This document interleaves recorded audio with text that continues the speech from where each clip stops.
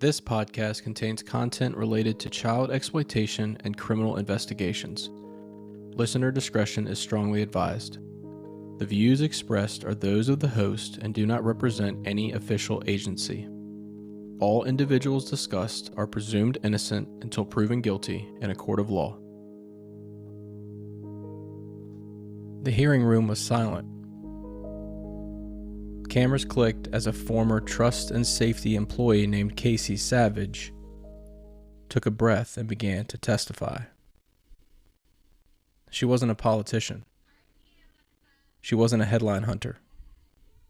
She was someone who had seen what most of us never will: how predators are learning to weaponize virtual reality, to hide behind avatars, and to use platforms like Discord to make contact with real kids in real time. As she spoke, it was clear this wasn't abstract policy. What she was presenting was a map of what's happening right now. The collision between gaming, virtual reality, and social media. And it confirms something that I've seen in case after case. Predators aren't stationary. They never stop evolving. They move where supervision isn't. And that's what we're talking about tonight. What Cayce Savage exposed, why it matters, and how parents and investigators can fight back when the crime scene is digital and visible and sitting in their child's bedroom. Cayce Savage worked inside the machine, the tech company moderation ecosystem that's supposed to protect users. According to her congressional testimony, she watched as moderators struggled to keep up with the tidal wave of inappropriate content. Not just in chat rooms or the feeds, but inside virtual worlds where users appeared as avatars. She claimed that despite internal reports and data showing clear risks to children, major companies moved too slowly, operated too cautiously, and were concerned too much about image and engagement metrics. For anyone who's worked these crimes, her words are familiar. She said the predators aren't hiding in the dark anymore. They're glowing in neon, dancing in virtual spaces that look like playgrounds. Whistleblowers like Savage shine a light where corporate PR prefers the shadows. She described scenes that mirrored what many investigators have feared for years. Digital environments that were built for fun, treated as games, are incredibly open to exploitation. Savage told Congress that inside Meta's virtual world, she witnessed adults interacting with minors in sexually suggestive ways. In some cases, the same users who behaved inappropriately in VR would move those conversations to Discord and other private channels where monitoring was weaker. We talked about that in a previous episode. She alleged that company insiders knew these risks existed. Internal dashboards flagged the accounts. Patterns of behavior was documented. But moderation systems, limited by manpower and the fear of public backlash, rarely escalated those reports. For those of us in law enforcement, this is the perfect storm. VR plus Discord equals 2 layers of anonymity, 2 data sets, 2 sets of terms of service, and almost no cross-platform accountability. Savage didn't speak in technical jargon. What she described was the human cost. Children approached by strangers disguised as cartoonish avatars, invited into private worlds, given gifts or virtual currency in exchange for photos or private conversations. Folks, that's classic grooming. But now, it's immersive. You're not reading words, you're hearing the voice, seeing the motion, and maybe even feeling the virtual space close around you. And once the emotional connection is made, the next step is predictable. Hey, let's keep talking on Discord. Here's my gamer tag. It's a handoff from a monitored platform to a private one. And unfortunately, it happens thousands of times every day. To understand why this matters, you have to understand how these systems work. Meta VR worlds, Horizon worlds, VR chat, Rec Room let users talk in real life through microphones. They can move closer to someone's avatar to whisper, create private rooms, or exchange friend requests that show them across sessions. Most of these spaces have minimal supervision once you're inside. Discord, on the other hand, is the connective tissue of online culture. It started as that chat app for gamers, but it's grown into this universe of private servers, voice channels, and file sharing. Users can send photos and videos and links directly to each other, often with end-to-end encryption in newer models. Put the two together and you have the perfect chain. A predator meets a child in virtual reality. They build rapport through play and conversation. They move the chat to Discord for privacy.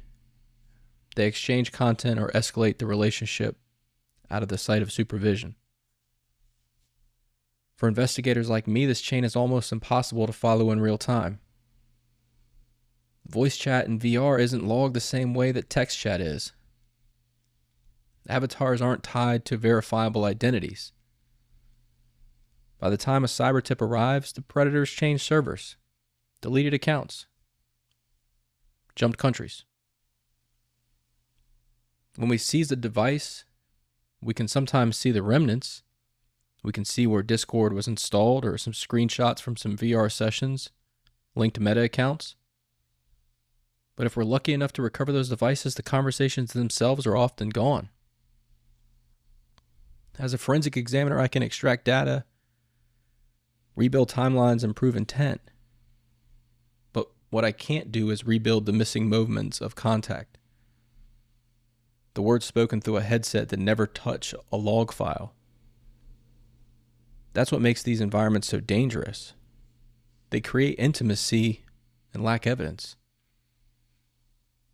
What Savage described isn't new in spirit, right? Every generation of technology brings its own form of access. In the 90s, it was chat rooms. Early 2000s, instant messaging. 2010, gaming lobbies. Now, we have virtual reality. The pattern of behavior, the risk doesn't change. It's just that the media does. The pattern of behavior doesn't change. It's just that the medium does. Grooming still starts with attention, validation, curiosity, and secrecy. The only difference is this environment is totally immersive. In one of my own investigations, an offender used gaming rewards to build trust with minors. In virtual reality, that same dynamic plays out with skins, emotes, or world invites. A child who receives those gifts oftentimes feels special, and that feeling later becomes leverage. Predators also exploit the psychology of avatars. When a child sees a friendly-looking cartoon face or a funny character, they subconsciously lower their guard. To them, it doesn't feel like talking to a stranger. It feels like playing with a friend. That's the subtlety of modern gaming. That's the subtlety of modern grooming. It doesn't start as fear, it starts as fun. Cayce Savage's testimony did more than just describe misconduct. It reignited a policy conversation that's long overdue. Congress wanted answers about why tech companies aren't compelled to moderate these environments as aggressively as other traditional social platforms. From a law enforcement perspective, here's the challenge. Most VR platforms have little to no logs. Many Discord servers are privately owned, or some hosted outside the United States. Subpoenas can take months. Subpoenas out of the country are oftentimes refused. And by then, if we do get a return, the accounts are deleted or replaced. That's why whistleblowers like Cayce Savage matter. They help bridge the gap between what the public sees and what investigators know, but sometimes we can't disclose. Inside Internet Crimes Against Children investigations, we often learn about new offender tactics, not from official reports, but from victims. And now, on the main stage, we learn about them from insiders like Cayce Savage. Her courage to testify puts pressure where it belongs, on the system that profits from these environments, while they claim ignorance when the abuse surfaces. For parents listening, understand this: moderation isn't perfect. It isn't magic. It's a combination of humans and algorithms, triaging billions of interactions. If a company decides engagement is more valuable than safety, well, those algorithms will always favor the company. Let's shift to what we can actually do. VR is considered social media in 3 dimensions. If your child owns a headset, they're not just gaming, they're talking to people. Treat that headset like you would any other social media platform, like you would Instagram or Snapchat. Listen to previous podcasts. Know the bridge apps.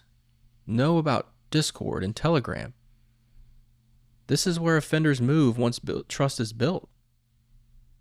Ask if your child uses them, why?